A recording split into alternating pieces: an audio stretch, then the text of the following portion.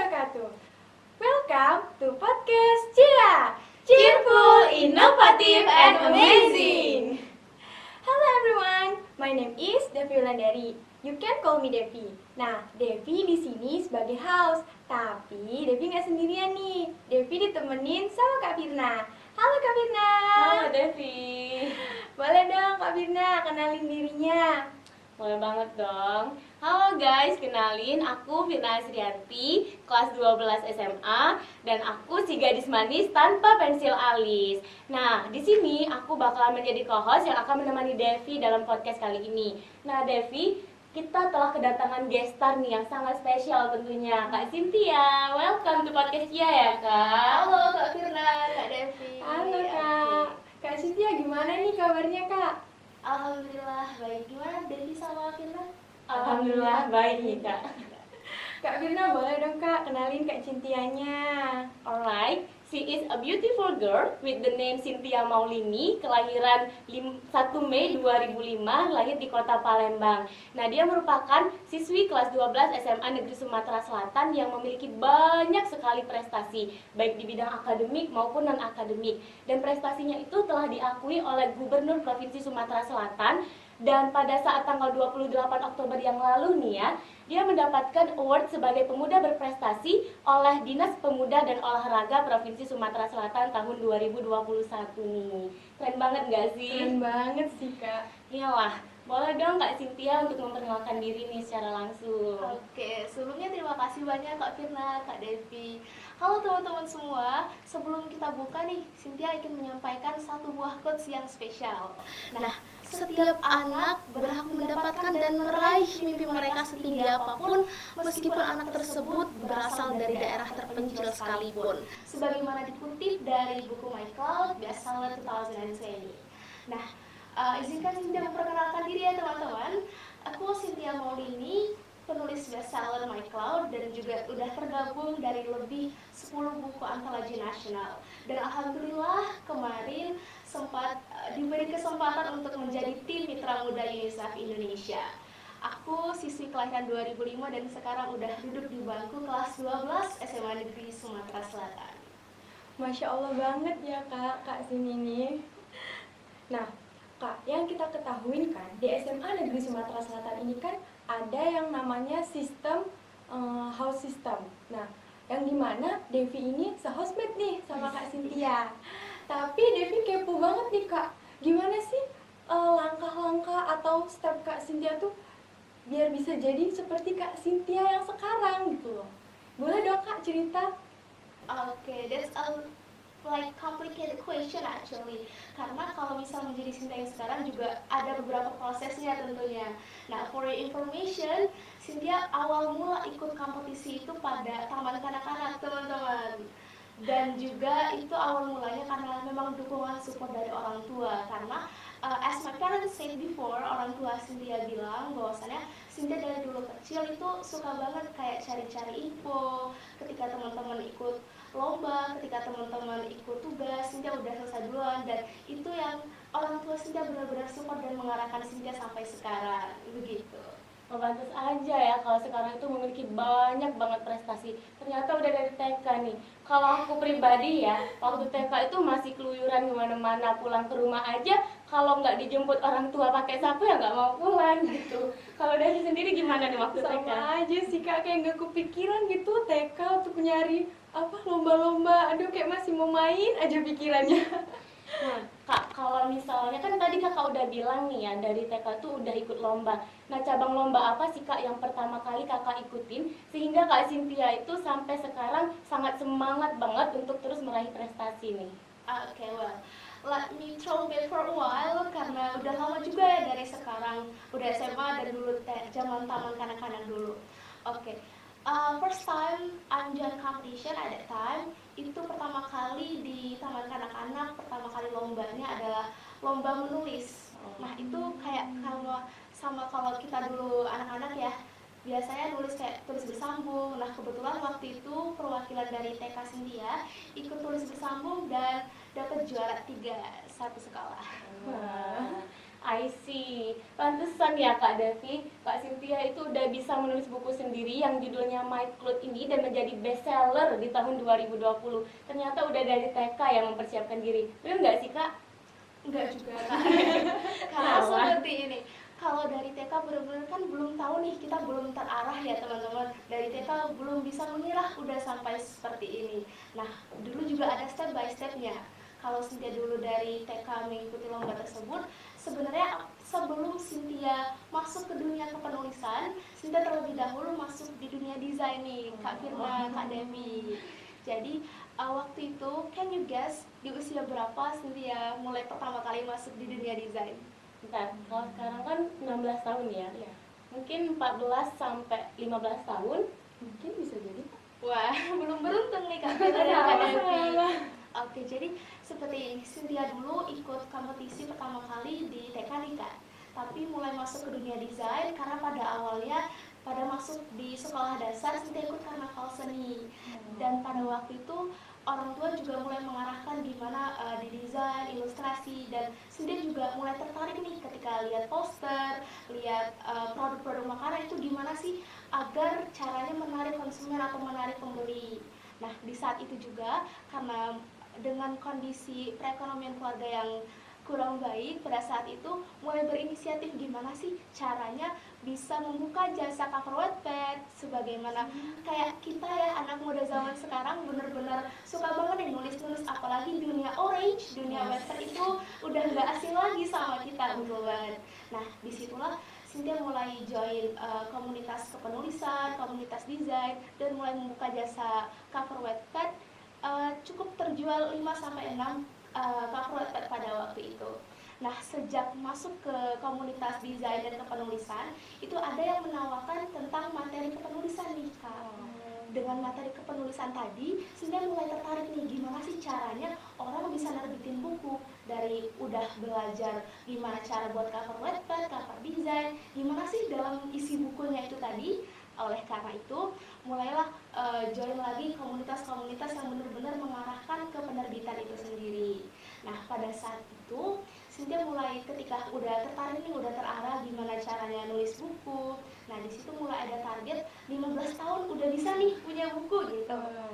Nah, di situ juga mulai motivated karena mau di Ayunda sebagaimana yang multi talented woman here in Indonesia. So, benar-benar tertarik banget gimana sih bisa berprestasi di usia muda tadi. Nah, oleh karena itu, dulu kalau di SMP kan kayak ada jam kosong gitu ya kan.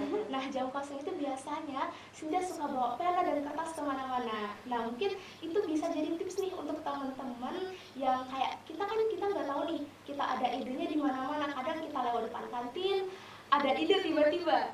Nah, dalam ide itulah Cynthia menstrategikan ya dengan membawa pena dan kertas kemana-mana. So, ketika kita dapat ide, kita langsung tulis ke situ. Perlahan, step by step ya, Kak. Nah, di situ mulai dapat ketika bukunya udah rampung, Cynthia mulai coba ketik dari kertas tadi dipindahkan ke laptop.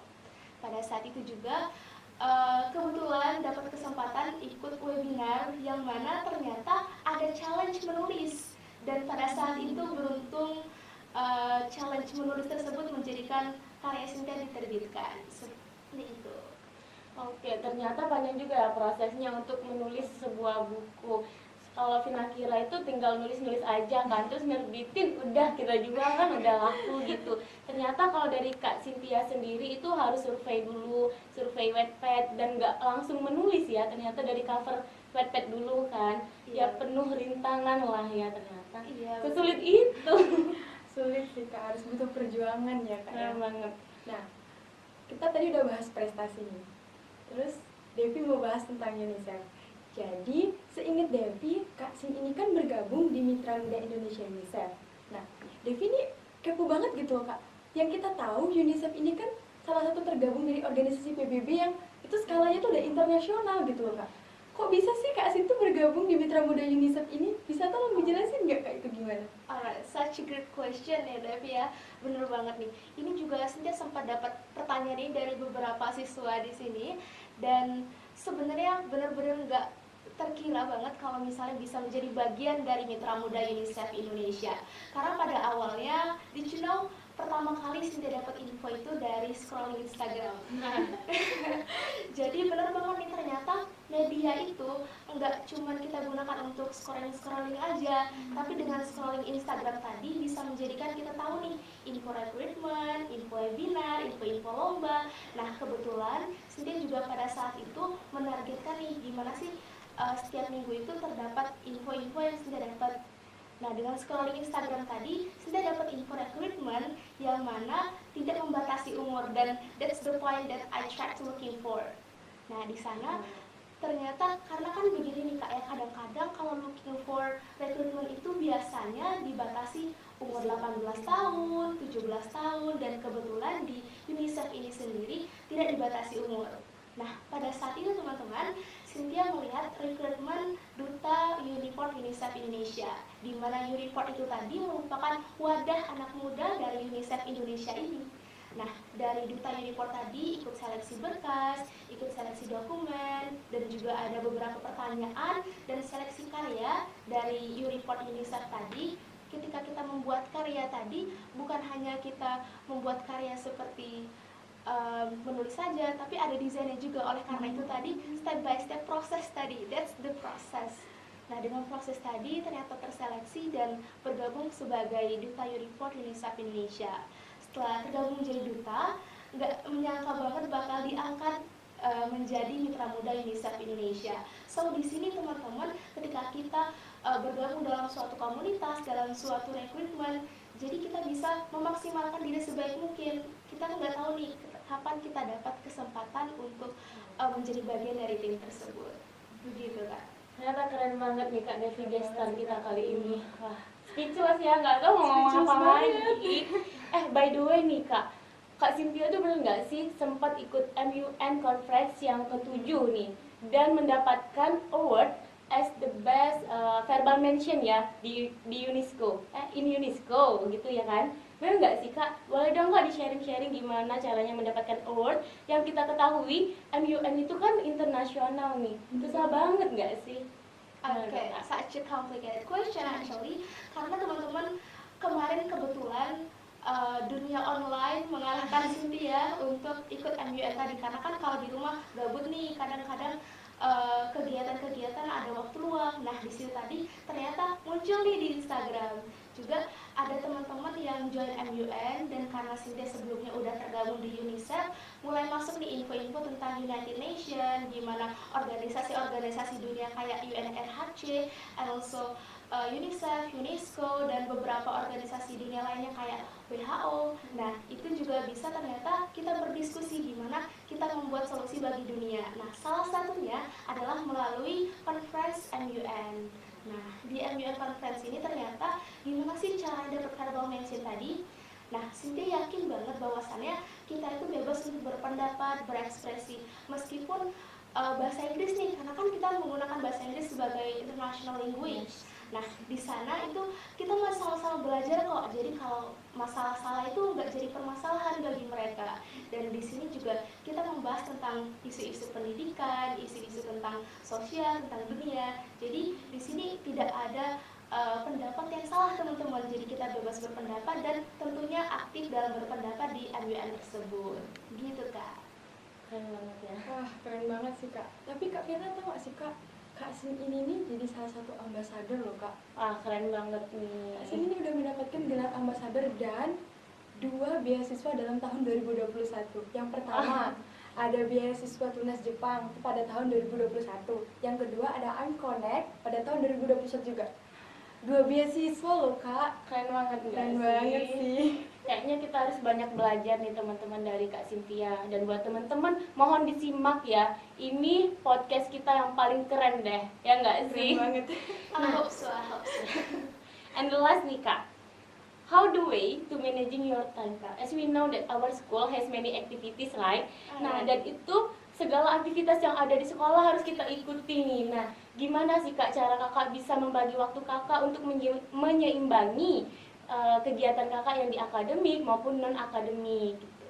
Okay, so a little bit question that complicated that I should answer. So managing waktu nih ya Kak. Ya. Oke, masalah managing waktu ini sebenarnya tergantung pribadinya masing-masing dan juga sebagaimana kayak webinar-webinar pernah bilang itu ada skala prioritas waktunya. Jadi kita bisa nih membagi skala prioritas waktu berdasarkan waktu kepentingan, prioritas dari waktu tersebut. Nah, teman-teman, untuk pembagian waktu tadi, Sintia sebelumnya udah menyusun target nih. Jadi misal pada saat kelas 10 itu pada saat dimana mengejar prestasi, dan kelas 11 itu dimana memang kita fokus di organisasi. Jadi tadi selain membagi prioritas waktu, kita juga perlu untuk membagi fokus teman-teman. Jadi jangan sampai kita melakukan kegiatan, banyak kegiatan, tapi tidak berfokus pada satu hal. Selanjutnya kelas 12 ini sebagaimana kita perlu untuk belajar fokus pada university and also UTBK.